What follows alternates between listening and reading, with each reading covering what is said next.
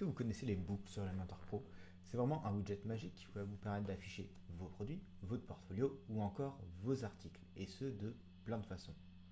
Notamment comme ici où j'ai un carrousel pour mes produits, mais grâce aux boucles, comme je vous l'ai dit, je peux également juste mettre deux produits recommandés côte à côte comme ceci, ou encore faire une jolie grille de produits comme ici. Pour y arriver, rien de plus simple. Il vous fera deux choses. Un, l'élément de répétition, et de deux, comment vous voulez le répéter. Est-ce que ça va être en grille ou tout simplement en carrousel. Donc vraiment comme les deux modes que je vous ai montré juste ici. Pour ça, on va commencer très simplement. Une fois que vous avez Elementor Pro, vous vous rendez sur une nouvelle page. Donc ici, ma page s'appelle Démo. Et comme toute bonne chose, nous allons commencer par notre conteneur. Ici, dans ce premier temps, nous allons d'abord faire un petit élément comme ici. Et c'est cet élément qu'on viendra répéter en fonction de ce qu'on veut. A noter que ce sera vraiment un élément particulier vu que c'est un élément qui va être dit dynamique, c'est-à-dire qui va s'adapter au contenu. Comme ici, j'ai bien à chaque fois le même élément qui se répète, mais pour différents produits. Donc pour ça, ici, je vais commencer par mettre tout simplement une recherche et aller voir boucle. Je vais commencer par une grille, ce sera un petit peu plus simple à visualiser qu'un carrousel. Donc là, vous voyez, j'ai mon aimant grille, où je peux choisir le type de publication que je veux, donc produit, donc exemple. Ici, je vais pouvoir choisir le modèle. Donc le modèle, ça va être, est-ce que je veux que ça ressemble à ça, ou à ça, par exemple. Donc ça, il va falloir les créer en amont. Donc ici, c'est ce qu'on va me proposer juste après. Ensuite, j'ai là quel type de produit je veux. Est-ce que je veux également en exclure? Est-ce que je veux mes produits récents, ou alors des produits similaires, ou de la vente croisée? Donc ce qui vous permet de faire pas mal de choses, notamment dans un e-commerce. L'auteur, vous pouvez faire la date, vous pouvez également avoir une pagination, ce qui dépendra du nombre d'éléments que vous mettez. Par exemple, un chargé au clic. Et donc là, vous pourrez mettre par exemple 6 éléments affichés. Et une fois que l'utilisateur fera un clic, la suite chargera. Donc maintenant, on va déjà faire notre premier modèle. Donc ici, moi j'ai un petit bouton créer un modèle. Nous allons faire enregistrer juste pour enregistrer cette page. Et là, j'arrive en fait dans un conteneur, enfin précisément dans un modèle au sein de la même page. Vous voyez, j'ai un élément vert et j'ai enregistré and back. Donc rebelote, nous allons mettre un petit conteneur qui va vers le bas.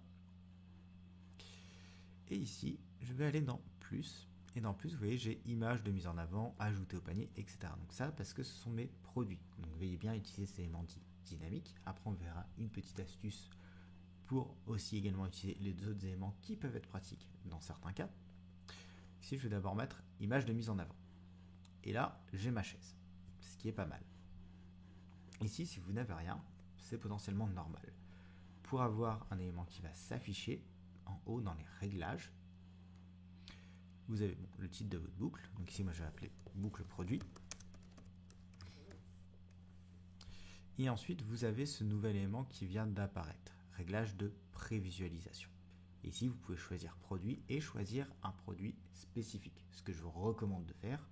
Sinon, ce sera un petit peu plus compliqué pour votre mise en page. Ok, donc là, j'ai bien ça. Ensuite, ce que vous souhaiterez peut-être mettre, ce sera le prix du produit ou encore un bouton d'achat ou même le titre. Donc pareil, vous pouvez mettre titre du produit et le mettre en dessous. Donc là, j'aurai bien mon titre de produit. Je vous conseille de changer pour le mettre plutôt en H2 ou en H3. Ensuite, ces deux éléments, vous pouvez également les lier. C'est-à-dire que là, vous voyez, ici sur mon titre ou sur mon image, j'ai l'option de lien. Alors, l'option de lien, vous allez faire URL personnalité dans le cadre d'image. Cliquez sur la petite balise dynamique. Et là, vous voyez, en descendant, nous avons ajouté au panier, mais ce n'est pas ça qui va nous intéresser. Nous, ce qui va nous intéresser, ça va être en fait URL de publication. Donc l'URL directement de notre produit. Pareil pour ici, on peut mettre URL de publication. Et ensuite, on va continuer, on va faire notre petit prix par exemple, qui va s'afficher, etc. Donc à chaque fois, comme n'importe quel élément, vous pouvez les customiser. Ici, je ne m'embarrasse pas à faire du design, mais il va falloir le faire. Et vous pouvez également rajouter des éléments comme les avis, qui sont juste ici, évaluation de produit. Bon, moi j'en ai pas, vu que c'est un site de test, mais vous pouvez. Après ici je mets les éléments les uns à la suite des autres, mais pareil, vous pouvez très bien utiliser la fonction grille pour les mettre côte à côte. Je voudrais bien imaginer une grille ici, une grille qui va faire 2 colonnes, une rangée, prendre mon prix, le mettre dedans, pardon, prendre mon titre. Donc maintenant que j'ai mes éléments côte à côte, ce que je peux faire, c'est que je peux très bien mettre une description courte de mon produit, remettre mes évaluations, ou plutôt essayer de mettre un tag, comme ici c'est le cas. Ici ça va être un tag, donc une étiquette, et non pas une catégorie. Subtilité numéro 1, si vous utilisez l'élément méta du produit, vous avez bien les catégories qui vont s'afficher. Et là, vous pouvez filtrer. Ça fonctionne très bien. Le souci, c'est que j'ai catégories qui s'affichent. Ce qui n'est pas forcément ce que je souhaite. Donc, une autre façon de faire, peut-être, tout simplement, au lieu d'utiliser ce widget, utiliser le widget éditeur de texte. Et là, au lieu de mettre un texte par défaut, qui s'appliquera du coup à tous mes produits et qui n'est absolument pas ce que je veux, je vais cliquer sur balise dynamique juste ici en haut, à côté de texte. Voilà. Et là, je vais descendre et j'ai normalement terme du produit, si je ne dis pas de bêtises. Donc là, j'ai terme du produit qui s'affiche, catégorie. Ok, pour le moment, c'est pareil. Vous recliquez dessus. Et là, déjà, je peux choisir si je veux une marque, mes catégories ou encore une étiquette de produit. Et là, le problème, c'est que je crois que je n'ai pas d'étiquette dessus, donc je vais rester quand même en catégorie.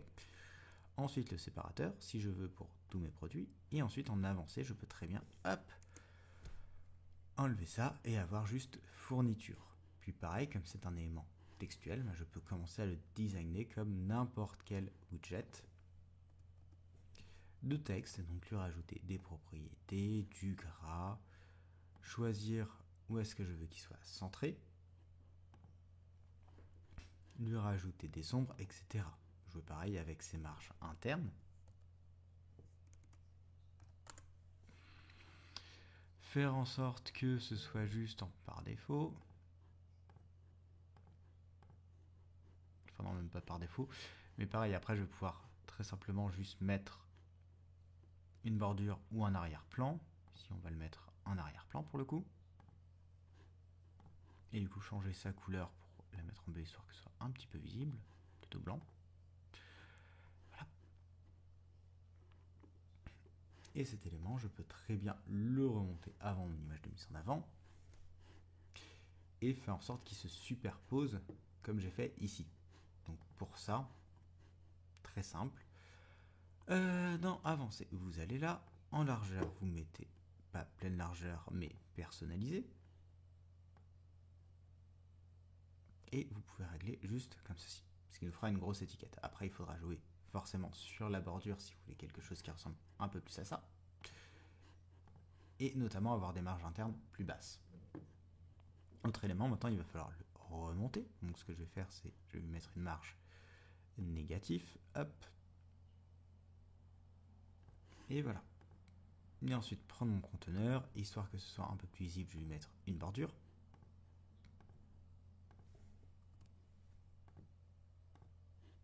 Donc là j'ai quelque chose qui ressemble à ça. Je vais juste supprimer ceci parce que ça ne sert à rien.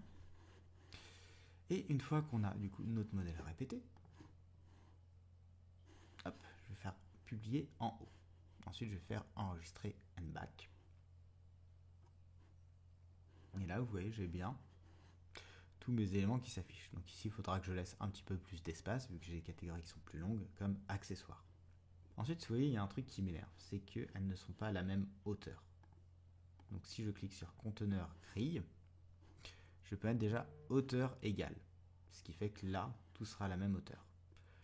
Pareil il va falloir que je corrige ce problème parce que visuellement c'est toujours pas terrible. Mais déjà c'est mieux. Ensuite l'autre problème c'est celui-ci, les alignements. Les alignements, peut-être il faudrait le mettre par le bas ou alors encore mieux si je vais sur Edit Template, on va faire enregistrer et continuer pour garder ceci. Là, ce que je vais faire au niveau de mon conteneur, c'est lui mettre des alignements plutôt de cette façon. Et donc j'ai cliqué sur justifier le contenu, espace entre. Ce qui fait qu'il y aura un meilleur espace entre mes objets. Et globalement, ce sera un petit peu mieux visuellement que ce que nous avions par défaut. Après, ça va dépendre aussi de votre structure. Et après, l'avantage aussi de ça, c'est que si on retourne comme ceci, ok, là c'est moche, mais on pourra très facilement changer notre mise en page. Et visualiser ce qui se passe. On avait également dit, hop. Donc voilà, donc là c'est déjà un petit peu mieux.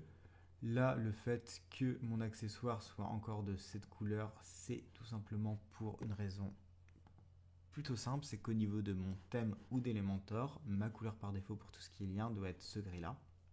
Ça veut dire qu'il faudra voir comment prendre la main dessus. Parfois, il faut ajouter du code, ce qui est un petit peu chiant. Donc ici, on a ça. Ça, c'était notre élément gris. Vous voyez, on a bien notre bouton charger plus. On va juste refaire enregistrer and back. Et après, pareil, si vous voulez transformer ceci en un carrousel, encore un diapositif, rien de plus simple, vous faites à nouveau plus, une boucle, et ici, cette fois-ci, nous allons mettre carrousel. Carrousel, pareil, on pourra dire publication, ici on va rester sur produit, mais si vous voulez afficher vos catégories de produits et faire du handle pour les catégories de produits ou de postes, d'articles, vous pouvez. Vous voyez, j'ai vraiment l'option. Ici, je vais rechercher produit, vu que c'est le nom de mon modèle. Et voilà, j'ai mes produits qui vont s'afficher de cette façon. Donc voilà, c'est un widget qui est vraiment très pratique, très puissant, et honnêtement, en ayant Elementor Pro sur plusieurs sites, ça m'économise quand même entre 2 ou 3 autres plugins. C'est-à-dire que vous avez d'autres plugins que je vous ai présentés comme Royal Add-on, qui est là, qui est très pratique, ou encore Unlimited Add-on, mais du coup ça prend d'autres installations, ça prend un peu plus d'espace, il faut les maintenir à jour, etc. Là, Elementor Pro, si vous l'avez, il y a pas mal de plugins dont vous pouvez vous passer. Après là, je vous ai beaucoup parlé des produits notamment, et de leur, mais pas spécifiquement de leur encodage. Donc c'est vrai que si vous débutez là-dedans, je vous conseille d'aller voir cette vidéo où je vous apprends les différents types de produits et comment les encoder directement dans WooCommerce en fonction de vos besoins. Après, si vous souhaitez aller plus loin et faire des variations de produits, il y a également une autre vidéo qui vous sera certainement proposée, sinon je la mettrai en description. Sur ce, je vous souhaite une bonne journée et à bientôt.